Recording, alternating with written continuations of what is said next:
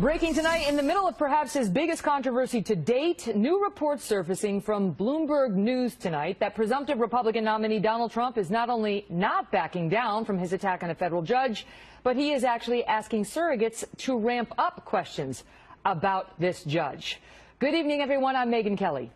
Donald Trump's attacks on the judge hearing the fraud case against his Trump University is where we begin tonight. Trump University was a school Trump founded, promising students how to get rich selling real estate. Many students were very happy with what they got, but thousands of others were not. They went online, they wrote to the Better Business Bureau, they filed individual lawsuits. Then they filed a class action lawsuit, alleging that they were bilked out of their hard-earned money and retirement savings. These were cops, vets, retirees, not rich people. Mr. Trump has tried repeatedly to get this case dismissed. He has been unsuccessful. Some have suggested that there's a political component to this case, because the law firm representing the plaintiffs, one of them, has paid Bill and Hillary Clinton for speeches. However, the case against Trump University was filed in April 2010, long before Trump was a politician, and even a full year before he demanded to see President Obama's birth certificate. Some argue that Trump is right to be indignant that one of the law firms representing the plaintiffs, not the plaintiffs themselves, not even the judge, have supported the Democrats, that the law firm has. But a law firm can have any political leanings it wants. The plaintiff's law firm is not expected to love the defendant. The relevant question is whether the judge and the trier of fact can be fair. Now, the judge here, Gonzalo Curiel, has been on the case for 3 years. He's issued several rulings in favor of Mr. Trump, but some big rulings against him. Trump, unhappy with the losses, now alleges that this judge is biased against him because Judge Curiel, born in Indiana, is of Mexican descent.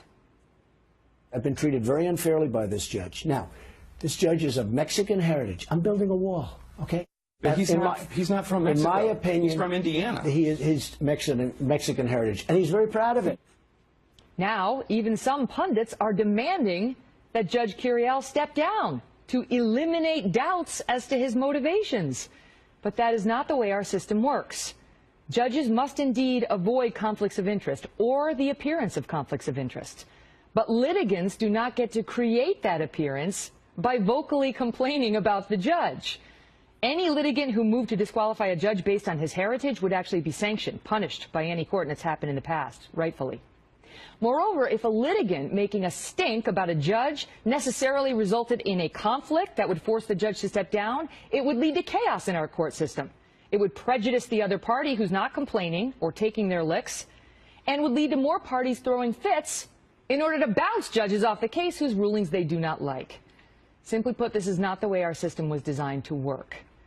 And today, with all this controversy coming to a head, Bloomberg dropped a bombshell report quoting sources who were on a phone call with Mr. Trump, saying the candidate called on supporters to join him in questioning the judge's credibility, and went on to ask them to also attack the reporters who asked about it.